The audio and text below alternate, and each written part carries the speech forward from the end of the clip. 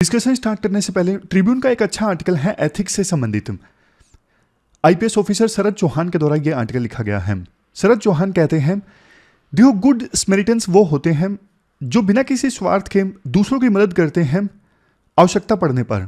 जैसे किसी का एक्सीडेंट हो गया, आप विक्टिम्स की जिनका एक्सीडेंट हुआ है उनकी मदद करते हो, उनको जल्दी से हॉस्पिटल में पहुंचाते हो, आप गुड स्मेरिटेंस हो, क्योंकि आपने बिना किसी स्वार्थ के विक्टिम्स की मदद की जरूरत के समय। देखो पुलिसिंग ना बहुत ज़्यादा आसान हो जाती है अगर कम्युनिटी में सब एक दूसरे की केयर करते हैं, आवश्यकता पड़ने पर एक दूसरे को सपोर्ट करते हैं, हर किसी को कम्युनिटी की वेलबींग की भी परवाह है, तो ऐसी सिचुएशन में ना क्राइम्स को प्रिवेंट करना आसान हो जाता है। बट देखो हो क्या रहा है, आप दो इंसिडेंट देखिए। उज्जैन का शर्मसार करने वाला इंसिडेंट, 12 साल की लड़की पार्शियली बिना कपड़ों के खून बह रहा है, देखा गया उस लड़की को उज्जैन की गलियों में मदद मांगते हुए। लेकिन सीसीटीवी कैमरा से जो तस्वीर सामने आई, एक पर्सन अपने घर के बाहर खड़ा उस मदद मांगती लड़की को दूर कर रहा है कि भाग जाओ यहां से। बहुत समय लग गया, जब जाके उस लड़की को मदद मिली ऐसा लगा जैसे संवेदना मर गई इंसान में। उसके बाद एक और इंसिडेंट देखिए, दिल्ली का। दिल्ली में 30 साल का एक फिल्म मेकर एक्सीडेंट हुआ उसका। अब देखो एक्सीडेंट हो गया, खून बह रहा है, लेकिन लोग मदद करने के बजाय वीडियो बना रहे हैं, सेल्फी ले रहे हैं। एक तरफ बहुत जोर की चोट लगी है सर पे, हॉस्पिटल सिर्फ 4 किलोमीटर दूर है, उसके जिस फिल्म मेकर का एक्सीडेंट हुआ इवन उसका घर भी नजदीक है, लेकिन कोई मदद नहीं कर रहा है। लोग इस एक्सीडेंट के बाद के घटनाक्रम को अपने मोबाइल में कैद करने की कोशिश कर रहे हैं। तो ये जो दो इंसिडेंट है ना, ये सोसाइटी का एक प्रकार से ना ट्रेंड बता रहे हैं। इस प्रकार से आज के समाज में सिटीजन्स ने ना एक दूसरे की केयर करना छोड़ दिया है। जो कलेक्टिव वेलबींग की बात होती थी ना, कि कम्युनिटी की वेलबींग की परवाह करना है, वो सेंस ना धीरे धीरे इनडिफरेंस में तब्दील हो गई है। जैसे लोगों को ना फर्क पड़ना बंद हो गया है। लास्ट में आईपीएस ऑफिसर शरद चौहान ये कहते हैं, देखो लैंड ऑर्डर मेंटेन करना ये सिर्फ पुलिस का काम नहीं है। बात सही है कि इस चीज़ की पुलिस को पैसे मिलते हैं, पुलिस की ड्यूटी है और इसी के लिए वो यूनिफॉर्म पहनते हैं। बट देखो कम्युनिटी में जब एक दूसरे के प्रति केयर और कलेक्टिव रिस्पॉन्सिबिलिटी की भावना आती है ना, तब जाके पुलिस का काम और भी ज़्यादा आसान हो जाता है। तो इसलिए पुरानी जो सोसाइटल वैल्यूज़ थी ना, उनको रिवाइव करना ज़रूरी है, ऐसा इनका कहना है। नमस्कार दोस्तों, डेट है आज की 15 नवंबर 2023 और स्वागत है आपका एडिटोरियल डिस्कशन में। आज देखो 3 इश्यूज हम डिस्कस करेंगे। आज द हिंदू में इतने अच्छे आर्टिकल्स नहीं हैं, तो 3 इश्यूज हम कौन कौन से डिस्कस करेंगे। सबसे पहला, म्यांमार में सिविल वार चल रहा है और इससे कैसे नॉर्थ ईस्ट में सिक्योरिटी सिचुएशन प्रभावित हो रही है। दूसरा आर्टिकल हम डिस्कस करेंगे, work in the AI era. Elon Musk का कहना है आने वाले समय में ऐसा होगा कि एआई सभी प्रकार की जॉब्स को रिप्लेस कर देगी, चाहे वो फिजिकल जॉब हो या फिर सोचने वाली जॉब हो, यानी कोग्निटिव वर्क हो। तो ऐसी सिचुएशन में इंसान के पास कोई काम करने के लिए नहीं रहेगा। ऐसे वर्ल्ड में फिर क्या होगा, इसी से डील करता ये आर्टिकल है। और तीसरे नंबर पे देखो, आज एथिक्स का एक टॉपिक हम निपटाएंगे, प्रोबिटी। एथिक्स का एक पूरा टॉपिक आपका कंप्लीट हो जाएगा प्रोबिटी वाला। चलिए डिस्कशन स्टार्ट करते हैं। इसके बाद next article India Myanmar relations से संबंधित है। आप देखो जीएस पेपर 2 में India and neighbourhood relations topic जो है ना, वहां से इस आर्टिकल को रिलेट कर सकते हो। 8 नवंबर 2020 ये वो दिन है जब म्यांमार में इलेक्शंस कंडक्ट हुए थे और इन इलेक्शंस के नतीजों में सू की, जो एक प्रोमिनेंट लीडर है म्यांमार की, उनकी पार्टी की सरकार बनने जा रही थी। लेकिन देखो 1 फरवरी 2021 को वहां की जो मिलिट्री है उन्होंने तख्ता पलट कर दिया। यानी इलेक्शन रिजल्ट्स के हिसाब से जो सरकार बनने जा रही थी, उसको बनने से पहले ही मिलिट्री ने सत्ता पर कब्जा कर लिया। अब उस बात को देखो 3 साल पूरे हो चुके हैं। तब से लेके म्यांमार में अभी तक अनरेस्ट चल रहा है, कन्फ्लिक्ट चल रहा है। किस किस के बीच में? एक तरफ तो देखो मिलिट्री रूल है, एक तरफ मिलिट्री है, और दूसरी तरफ है नेशनल यूनिटी गवर्नमेंट वाले। नेशनल यूनिटी गवर्नमेंट में कौन कौन आता है? जैसे देखो कुछ एथनिक ग्रुप्स हैं, इसके अलावा रेसिस्टेंस फोर्सेस हैं, रेसिस्टेंस फोर्सेस मतलब जो हथियारों के बल पे म्यांमार से मिलिट्री रूल को खत्म करना चाहते हैं। मतलब जो प्रो डेमोक्रेटिक फोर्सेस है ना, उन सब ने मिलकर ये नेशनल यूनिटी गवर्नमेंट इस्टेब्लिश की है। आज के समय में म्यांमार में कुछ एरिया तो देखो ऐसा है जहां पे मिलिट्री का रूल नहीं है, बल्कि नेशनल यूनिटी गवर्नमेंट का रूल है। जो रेसिस्टेंस फोर्सेस है ना मिलिट्री के अगेंस्ट जो लड़ाई लड़ रही हैं, उन्होंने बहुत सारी म्यांमार मिलिट्री की आउटपोस्ट पर कब्जा कर लिया है। एक प्रकार से आप कह सकते हो सिविल वार चल रहा है अभी म्यांमार में। बट देखो इसका खामियाजा ना कहीं इंडिया को भी भुगतना पड़ रहा है। कैसे? अब देखो सिविल वार के कारण ना हमारे देश में 5,000 रिफ्यूजीज आ चुके हैं, अभी हाल ही में आए। और कल की ये न्यूज़ है 40 म्यांमार आर्मी के जवान भी इंडिया में आ गए। क्यों आ गए? क्योंकि देखो रेसिस्टेंस फोर्सेस ने उनकी मिलिट्री पोस्ट पे कब्जा कर लिया, तो वो अपनी जान बचाने के लिए बॉर्डर क्रॉस करके इंडिया में आ गए।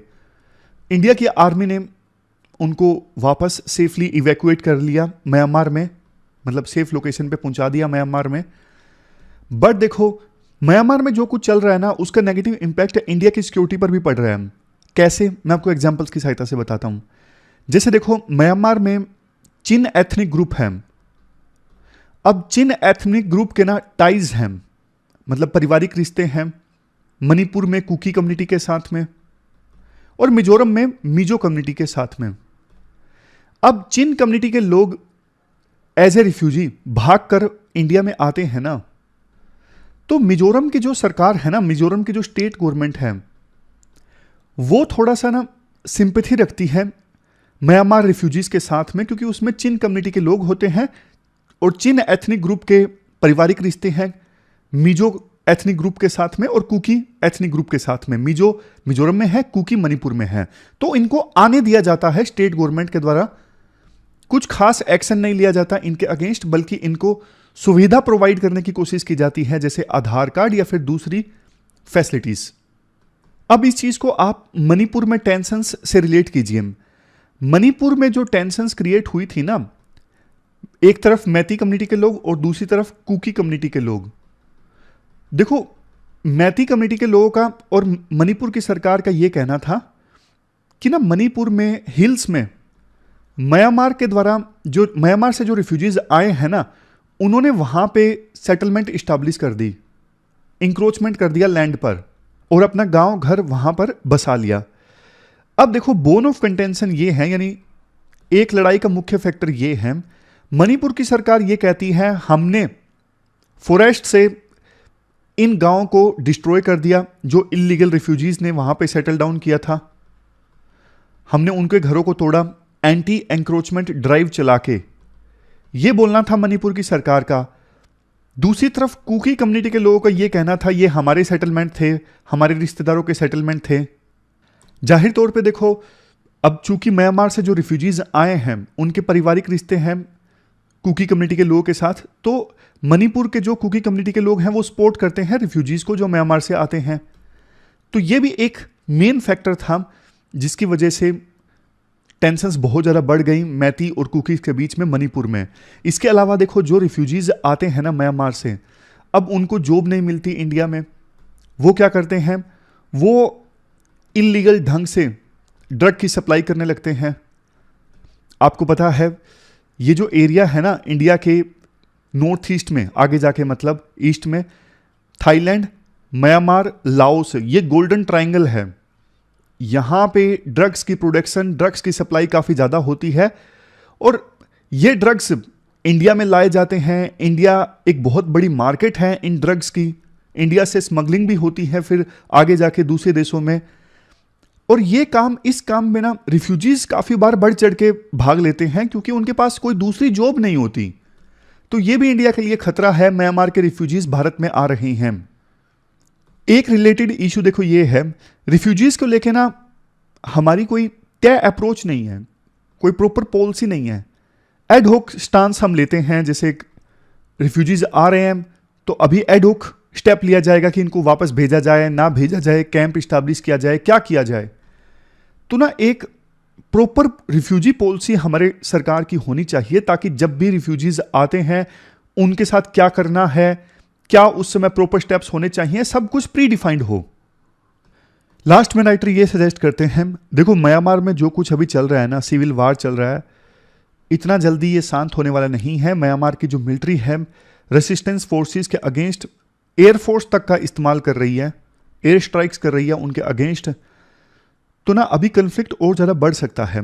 बट भारत को अपनी सिक्योरिटी सुनिश्चित करने के लिए कोऑर्डिनेशन के साथ काम करना होगा। प्रॉपर कोऑर्डिनेशन होना चाहिए, एक तरफ सेंट्रल गवर्नमेंट, दूसरी तरफ हमारी जो स्टेट गवर्नमेंट्स हैं जिनका म्यांमार के साथ बॉर्डर लगता है, जैसे मणिपुर, मिजोरम, इसके साथ साथ नागालैंड, अरुणाचल प्रदेश, और सबसे लास्ट में हमारी जो बॉर्डर फोर्सेस हैं, आर्मी है, सबके बीच में ना प्रॉपर कोऑर्डिनेशन होना चाहिए इस सिचुएशन से कैसे निपटा जाए।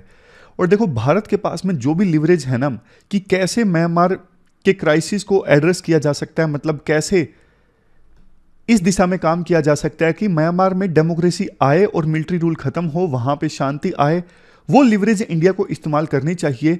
जैसे देखो लाइक माइंडेड कंट्रीज है, for example USA, south east Asian countries जैसे आसियान के देश हैं, फॉर एग्जांपल इंडोनेशिया वगैरह, इनके साथ मिलकर इंडिया को काम करना चाहिए ताकि म्यांमार में पीस इस्टेब्लिश की जा सके, क्योंकि म्यांमार की पीस सीधा सीधा लिंक्ड है इंडिया की नॉर्थ ईस्ट में सिक्योरिटी सिचुएशन से।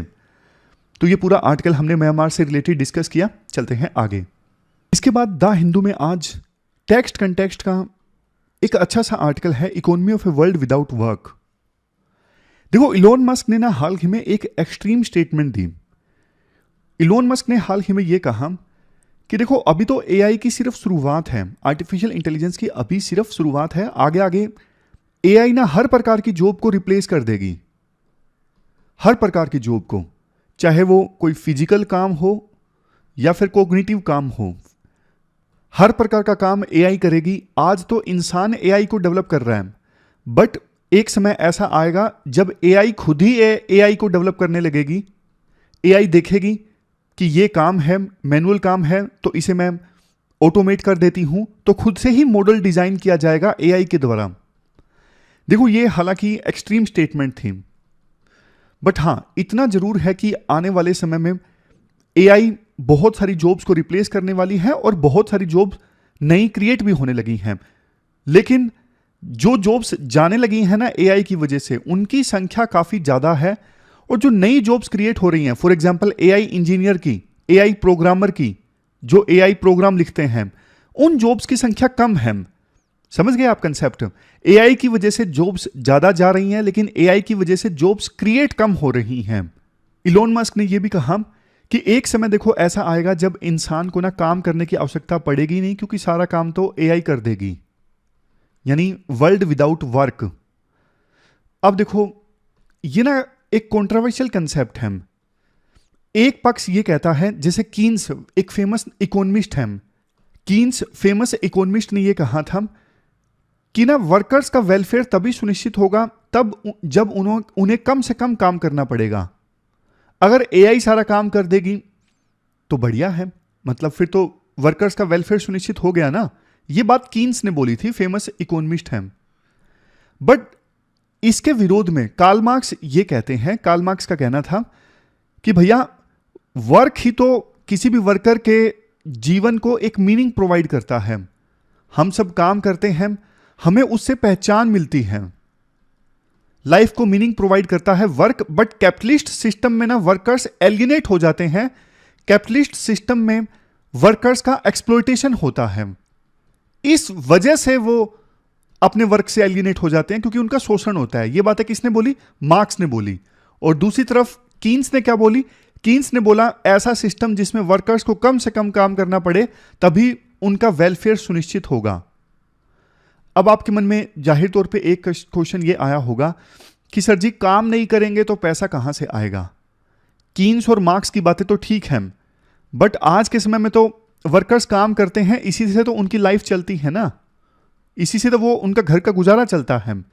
तो ऐसी सिचुएशन में ना, मतलब ऐसा वर्ल्ड जहां काम करने की जरूरत नहीं है इंसान को, सारा काम एआई कर देती है। फिर एक और सिस्टम आएगा, वो है universal basic income. Universal basic income मतलब कोई काम नहीं कर रहा है, लेकिन उनको बेसिक इनकम तो हर एक वर्कर को दी जा रही है, जिससे वो अपने घर का गुजारा कर सके। बाकी जिसकी काम करने की इच्छा है, मजा आता है जिसको कोई काम करने में, तो उसकी मर्जी है, वो चाहे तो काम कर सकता है। ये बात इलोन मस्क ने बोली कि वर्ल्ड तो ऐसा होगा जिसमें काम करने की जरूरत नहीं होगी, सारा काम एआई कर देगी, बट किसकी इच्छा है, उसको मजा आता है काम करने में, तो वो कर ले। और हर एक पर्सन को यूनिवर्सल बेसिक इनकम मिलेगी, मतलब बेसिक इनकम तो मिलेगी ही ताकि वो अपना जीवन अच्छे से गुजार सके। बट देखो ऐसे वर्ल्ड में ना बहुत सारे कमियां हैं। इस वर्ल्ड में जिसमें किसी को काम नहीं करना है, सबसे पहले वर्कर्स को बेसिक इनकम तो मिल जाएगी, बट जिसके पास मशीन्स का कब्जा है, सारा काम मशीन कर रही है, लेकिन मशीन्स के ऊपर किसी का तो कब्जा है ना, वो तो बहुत पावरफुल हो गया, वो तो एआई का असली फायदा उठा रहा है। जबकि वर्कर्स जो हैं वो तो फायदा नहीं उठा पा रहे हैं, वो तो सिर्फ एक प्यादे बन के रह गए हैं जिनको थोड़ा बहुत पैसा दे दिया जाता है और बस अपना वो जीवन बसर कर रहे हैं, उनके पास में कोई पावर नहीं है। तो ये वर्ल्ड तो बहुत ज्यादा अनइक्वल वर्ल्ड हो जाएगा, एक्सट्रीमली अनइक्वल वर्ल्ड ये हो जाएगा। इसलिए राइटर कहते हैं देखो हमने जो सिनेरियो डिस्कस किया ना, नियर फ्यूचर में ये सिनेरियो तो नहीं आने वाला है, लेकिन हां एक बात जरूर है, एआई बहुत सारी जॉब्स को रिप्लेस करने जा रहा है। इसलिए अब विभिन्न देशों की सरकारों को ना ज्यादा से ज्यादा स्किल्ड पर्सन तैयार करने होंगे जिनको एआई के बारे में नॉलेज हो, एडवांस टेक्नोलॉजी के बारे में नॉलेज हो, ताकि उनको काम मिल सके। अदरवाइज एआई बहुत सारी जॉब्स को नष्ट करने जा रहा है। जितना जल्दी हो सके विभिन्न देशों की सरकारें लोगों को स्किल्ड बनाए, उतना ही जॉब्स बच पाएंगी, अदरवाइज दिक्कत हो जाएगी विभिन्न देशों में। तो ये पूरा आर्टिकल हमने डिस्कस किया वर्ल्ड विदाउट वर्क से संबंधित। चलते हैं आगे। अब हम प्रोबिटी से संबंधित टॉपिक अगला डिस्कस कर लेते हैं कंप्लीटली, एथिक्स का टॉपिक प्रोबिटी। प्रोबिटी का हिंदी में मतलब होता है सत्यनिष्ठा, और एग्जाम में अगर डेफिनेशन देनी हो तो 3 डेफिनेशंस हम डिस्कस करते हैं जिनका इस्तेमाल आप कर सकते हो एग्जाम में।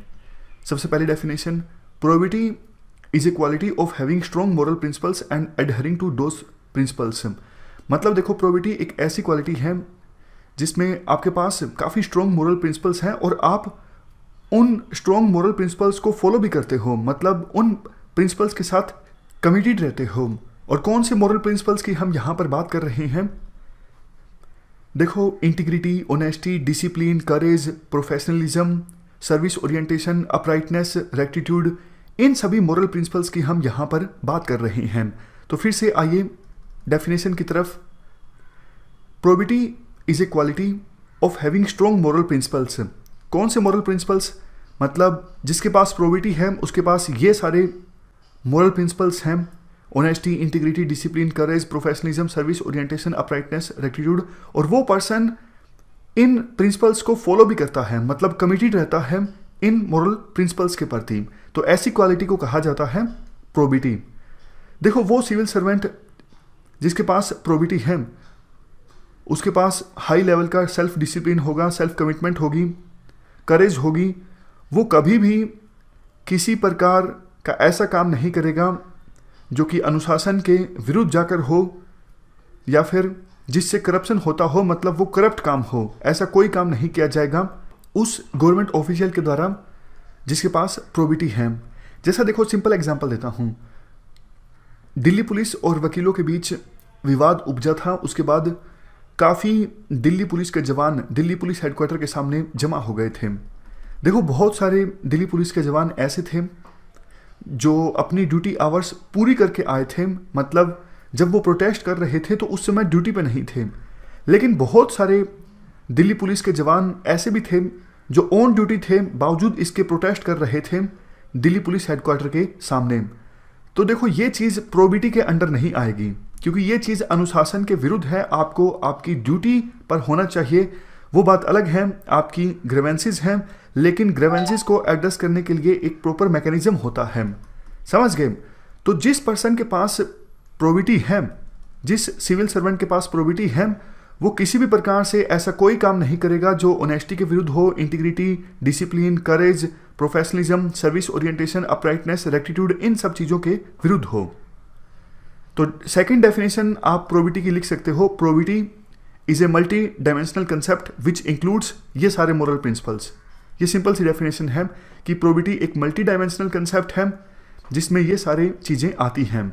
मिक्स डेफिनेशन लिखिएगा, ज़्यादा अच्छा रहेगा।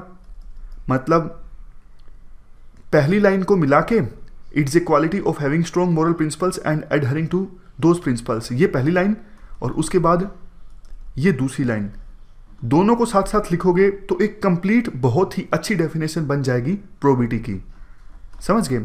वैसे एक तीसरी डेफिनेशन भी है जो आप लिख सकते हो, probity is an upright, straightforward, non compromising active mind और attitude for adhering to civil service values.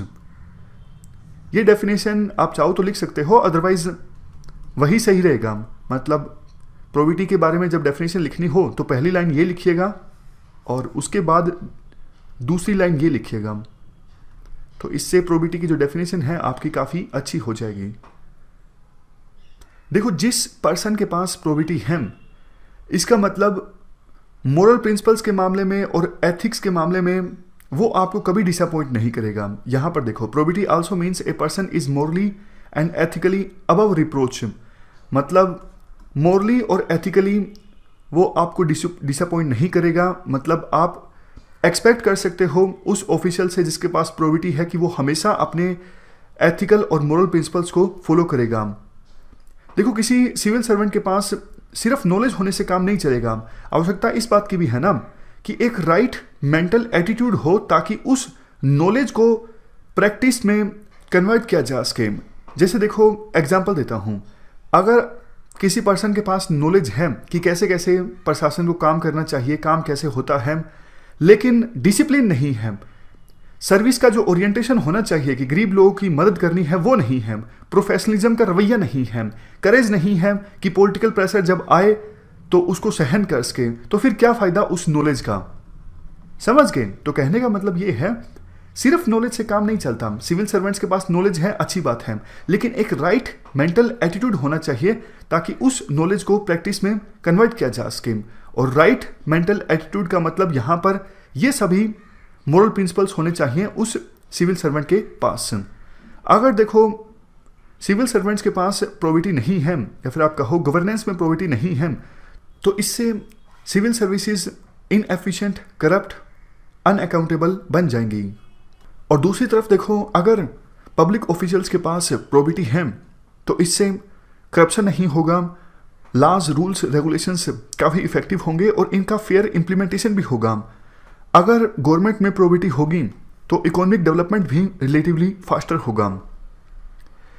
देखो, वेस्टर्न कंट्रीज में ये देखा जाता है अक्सर, जैसे ही लोग बड़ी पदों पर पहुंचते हैं, चाहे वो सिविल सर्विसेज की बात हो या फिर पॉलिटिशियंस हों, बड़े पदों पर पहुंचते हैं तो उनके तरफ से कानून की जो रिस्पेक्ट है, कानून के प्रति जो कमिटमेंट है, वो और ज़्यादा बढ़ जाती है।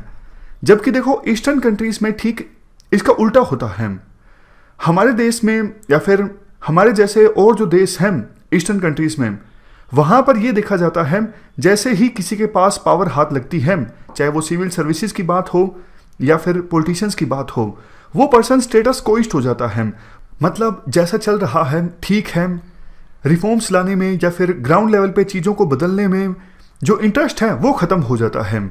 आपने अक्सर देखा होगा बहुत से पॉलिटिशियंस या फिर इवन सिविल सर्विसेज में आपने देखा होगा बहुत से कैंडिडेट्स सिलेक्ट होने से पहले बड़ी बड़ी बातें बोलते हैं, लेकिन सिलेक्ट हो जाने के बाद वास्तव में जब वो ग्राउंड लेवल पे काम करना स्टार्ट करते हैं वो करप्ट हो जाते हैं, या फिर जिन वैल्यूज़ के साथ उन्हें काम करना चाहिए उन वैल्यूज़ को वो इग्नोर करना स्टार्ट कर देते हैं। और पॉलिटिशियंस के साथ तो आपने अक्सर ये बात देखी ही होगी, प्रिविलेजेस इतनी सारी मिलती हैं कि उस प्रिविलेजेस में वो अंधे हो जाते हैं और ऑफिस का इस्तेमाल करने लगते हैं पर्सनल ऑब्जेक्टिव्स के लिए, ना कि जनता की वेलफेयर के लिए।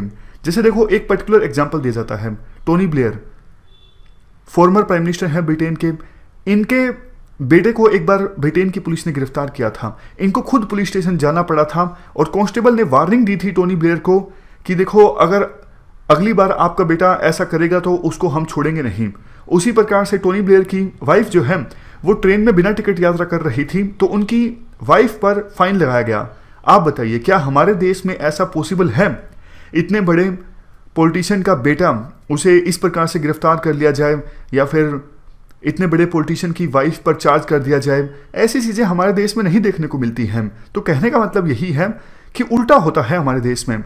सीनियर पोजीशंस पे जो लोग पहुंचते हैं उनकी जो रिस्पेक्ट है लॉ के प्रति वो तो और ज़्यादा बढ़ जानी चाहिए, लेकिन होता उल्टा है। जो लोग सीनियर पोस्ट पर जाते हैं वो उस पोस्ट का इस्तेमाल करते हैं अपने पर्सनल ऑब्जेक्टिव्स को सर्व करने के लिए, ना कि जनता की भलाई के लिए। जैसे देखो, एक गुरनार मेडल का कंसेप्ट है एशियन ड्रामा, जिसमें वो कहते हैं कि इंडिया जैसे जो देश हैं वो खास करके इंडिया पर ही फोकस करते हैं। स्टेट काफ़ी ज़्यादा वीक है, स्टेट लॉज को इम्प्लीमेंट नहीं कर पाता, और ये इसी वजह से होता है क्योंकि गवर्नमेंट में प्रोबिटी की कमी होती है। देखो, आज़ादी के बाद हमारे देश में लैंड रिफॉर्म्स लाने की कोशिश की गई थी, काफ़ी सारे कानून आए थे, लेकिन उनका इम्प्लीमेंटेशन ठीक से नहीं हुआ। प्रोबिटी थी नहीं गवर्नमेंट में। अगर प्रोबिटी होती तो अनुशासन के साथ, ऑनेस्टी के साथ, डेडिकेशन के साथ, प्रोफेशनलिज्म के साथ, अपराइटनेस के साथ, रेक्टिट्यूड के साथ गवर्नमेंट ऑफिशियल्स उन लॉज को इंप्लीमेंट करते, लेकिन ऐसा नहीं हुआ। मतलब लैंड रिफॉर्म्स हमारे देश में ठीक से नहीं आ सके क्योंकि गवर्नमेंट में प्रोबिटी नहीं थी। सेकंड ARC रिपोर्ट का कहना है 4 फैक्टर्स हैं जिसकी वजह से पब्लिक ऑफिस में प्रोबिटी नहीं रहती है, मतलब पब्लिक ऑफिस का अब्यूज़ किया जाता है और प्रोबिटी में कमी आ जाती है। कौन से वो 4 फैक्टर्स हैं? सबसे पहले कॉलोनियल लीगेसी। कॉलोनियल ईरा के दौरान ब्यूरोक्रेसी किस प्रकार से काम करती थी आपको पता ही है। उसके बाद asymmetry of power among citizens. Asymmetry बहुत ज़्यादा है सिटीजन्स और पावर में बैठे लोगों के बीच, जबकि ऐसा होना नहीं चाहिए। मतलब जैसे आपने अक्सर ये बातें सुनी होंगी, DC एक जिले का मालिक होता है। क्यों होता है भाई मालिक? नाम में ही सिविल सर्वेंट है, काम है जनता के लिए काम करना। तो ये जो सोच है ना, ये माई बाप वाली सोच, ये ब्रिटिश ईरा के दौरान हुआ करती थी।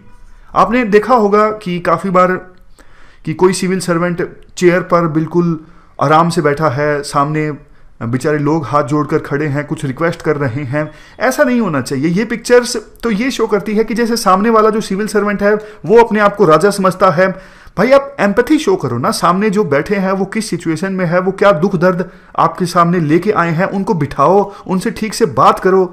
तो समझ रहे हो मैं क्या कह रहा हूँ? तो पावर जो बहुत ज़्यादा कॉन्सेंट्रेट हो जाती है सिविल सर्वेंट्स के पास और आम जनता के पास इतनी पावर होती नहीं है। तो ये जो पावर की बहुत ज़्यादा एसिमेट्री है ना, ये सिविल सर्वेंट्स को कहीं ना कहीं एहसास दिलाती है हम बाकी लोगों से अलग हैं, हम कुछ स्पेशल हैं। एलिटिज्म की भावना उनके अंदर आने लगती है और सत्यनिष्ठा यानी प्रोबिटी खत्म होने लगती है। उसके बाद वेलफेयर मॉडल। देखो, हमारे देश ने काफ़ी सारी स्कीम्स चलाई गरीबी खत्म करने के लिए आज़ादी के बाद, और 1970s में अभी तक चलाती हैं। मतलब स्कीम अभी भी काफ़ी ज़्यादा हैं गरीबों के लिए।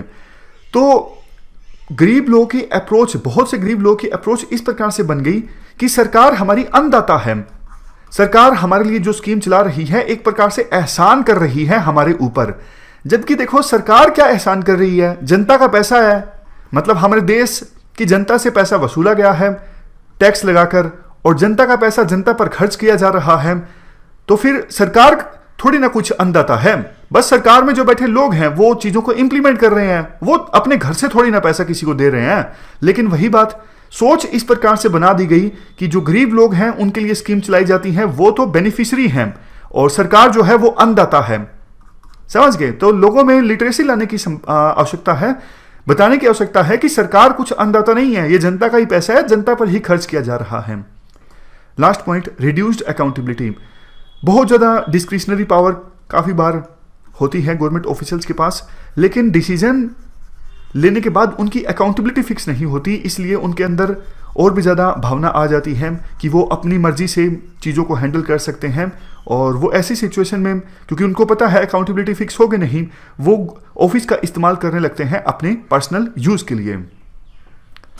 अब देखो नेक्स्ट, प्रोबिटी के कुछ कैरेक्टरिस्टिक्स हैं। जिन पब्लिक ऑफिशियल्स के पास प्रोबिटी है वो ऑफिशियल पोजीशन का नहीं इस्तेमाल करेंगे बेनिफिट्स को गेन करने के लिए, और जिन लोगों के पास प्रोबिटी है वो दिखाएंगे कि उनके द्वारा लिए गए जो डिसीजंस हैं काफ़ी फेयर हैं, इक्विटेबल हैं और लॉ रूल्स रेगुलेशन के अकॉर्डिंग हैं। जिन लोगों के पास प्रॉपर्टी है वो देखो कन्फ्लिक्ट ऑफ इंटरेस्ट की जो सिचुएशन है उसे अवॉइड करेंगे। वो ऐसा कोई काम नहीं करेंगे जिससे कन्फ्लिक्ट ऑफ इंटरेस्ट पैदा होता हो। जैसे देखो नॉर्मल सा एग्जांपल है, किसी जज को सुनवाई करनी है केस में, तो उस केस में उस जज का बेटा या फिर बेटी वकील नहीं हो सकता ना। अगर ऐसा होता है तो कन्फ्लिक्ट ऑफ इंटरेस्ट की सिचुएशन पैदा हो जाएगी। तो ऐसी सिचुएशन को अवॉइड किया जाता है उन लोगों के द्वारा जिनके पास प्रोबिटी है। वो पब्लिक के सामने और अपनी अप्रोच में दिखते हैं कि इम्पर्सनल है, मतलब पार्शियल वो नहीं है, इम्पार्शियल है और पूरी तरह से प्रोफेशनल है अपनी अप्रोच में। प्रोबिटी को देखो इंप्रूव किया जा सकता है स्पेसिफिक एग्जाम में ट्रेनिंग देके, रिस्क प्रोफाइलिंग करके और रेगुलर ऑडिटिंग करके। कुछ और भी तरीके हैं जिनकी सहायता से प्रोबिटी को इंप्रूव किया जा सकता है। देखो करप्शन को कम कैसे किया जा सकता है। आपको याद होगा हमने दो प्रकार की अप्रोचेस डिस्कस की थी, एक तो वैल्यूज पे फोकस करके और दूसरा गवर्नेंस संबंधित मेथड्स की सहायता से। तो करप्शन जैसे कम किया जा सकता है वैसे ही प्रोबिटी को भी इंप्रूव किया जा सकता है। समझ गए? तो वो सारे फैक्टर्स जो हमने करप्शन की वीडियो में डिस्कस किए थे वो सारे आप लिख सकते हो कैसे प्रोबिटी को इंप्रूव किया जा सकता है। वैसे देखो पिछले काफी समय में क्रोनी कैपिटलिज्म के कारण पब्लिक लाइफ में प्रोबिटी जो है वो डिक्लाइन हुई है। क्रोनी कैपिटलिज्म का मतलब ये होता है कि कैपिटलिज्म की ऐसी फॉर्म जिसमें नेपोटिज्म, फेवरेटिज्म ये काफी ज्यादा प्रिवेलेंट होता है। मतलब बिजनेस में सक्सेस तभी प्राप्त की जा सकती है अगर क्लोज रिलेशंस हों बिजनेसमैन के पॉलिटिशियंस के साथ और सीनियर ब्यूरोक्रेट्स के साथ, ताकि उनको इन्फ्लुएंस किया जा सके अपने बिजनेस की फेवर के लिए। तो कोलिजन देखने को मिलता है पॉलिटिशियंस के बीच, बिजनेसमैन के बीच और ब्यूरोक्रेट्स के बीच। जैसे देखो नॉर्मल सा एग्जांपल है, 7 कंपनीज ने गवर्नमेंट के पास अप्लाई किया टेंडर प्राप्त करने के लिए। गवर्नमेंट ने एक कंपनी को टेंडर दे दिया बिना कोई बीडिंग करवाए, बिना कोई प्रोसीजर फॉलो करें और बिना किसी प्रोसेस को अपनाएं। ये देखो फेवरेटिज्म है, क्योंकि उस कंपनी के जो मालिक थे हो सकता है उनकी अच्छी खासी बनती हो किसी सीनियर ब्यूरोक्रेट से या फिर पॉलिटिशियन से। तो ऐसा नहीं होना चाहिए। ये क्रोनी कैपिटलिज्म का एक एग्जांपल है। क्रोनी कैपिटलिज्म में मार्केट सबवर्ट होती है। होना ये चाहिए था कि जो कंपनी सबसे ज्यादा बीडिंग लगाती उसको लाइसेंस मिलता, उसको टेंडर मिलता, लेकिन अपनी डिस्क्रिशनरी पावर का मिसयूज किया गया पॉलिटिशियन के द्वारा और ब्यूरोक्रेट्स के द्वारा। दे दिया गया टेंडर एक पर्टिकुलर कंपनी को। इससे गवर्नमेंट को काफी ज्यादा रेवेन्यू भी प्राप्त हुआ, क्योंकि हो सकता है बाकी कंपनीज ज्यादा पैसा देने के लिए तैयार हों लाइसेंस लेने के लिए, टेंडर प्राप्त करने के लिए। क्रोनी कैपिटलिज्म देखो वहां पे ज्यादा देखने को मिलता है जहां पर लीगल, पॉलिटिकल और इकोनॉमिक इंस्टीट्यूशंस कमजोर होते हैं। जैसे हमारे देश में SEBI, competition commission of India, CBI, Lokpal, ये सब इंस्टीट्यूशंस अगर अच्छे से काम नहीं करते हैं तो क्रोनी कैपिटलिज्म ज्यादा देखने को मिलेगा। इसके अलावा क्रोनी कैपिटलिज्म वहां भी देखने को मिलता है जहां पर डिसीजन मेकिंग जो है वो ओपेक है, ट्रांसपेरेंट नहीं है और इकोनॉमिक पॉसिबिलिटीज के बारे में, मार्केट कंडीशंस के बारे में इंफॉर्मेशन का अभाव है। लास्ट में ये कहा जाता है क्रोनी कैपिटलिज्म को रिमूव किया जा सकता है एथिकल गवर्नेंस की सहायता से, administrative reforms, electoral reforms, transparency and accountability, participatory governance और पार्टिसिपेटरी डेमोक्रेसी इंश्योर करके। तो इन सब चीज़ों की सहायता से क्रोनी कैपिटलिज्म को रिमूव किया जा सकता है। तो इस प्रकार से हमने प्रोबिटी के बारे में समझा। अब क्वेश्चन देख लीजिए जो आपको अटेम्प्ट करने हैं। देखो मेंस के 2 क्वेश्चन आपको अटेम्प्ट करने हैं, एक गवर्नेंस से संबंधित और एक म्यांमार में इंस्टेबिलिटी और भारत की सिक्योरिटी सिचुएशन आपस में कैसे लिंक्ड है इस इशू से संबंधित। एक प्री का क्वेश्चन जो यूपीएससी ने 2015 में पूछा था, मैकोंग गंगा कोऑपरेशन का कौन सा देश पार्ट नहीं है। 6 देशों का ग्रुप है मैकोंग गंगा कोऑपरेशन, लेकिन इनमें से कौन कौन से देश मैकोंग गंगा कोऑपरेशन के पार्ट नहीं हैं। आप सोच लीजिए, फिर मैं आपको आंसर बताता हूं। सोच लिया?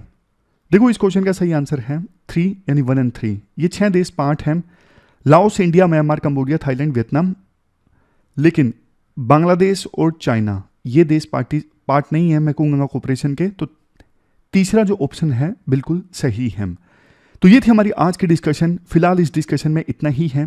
Thank you very much for discussion.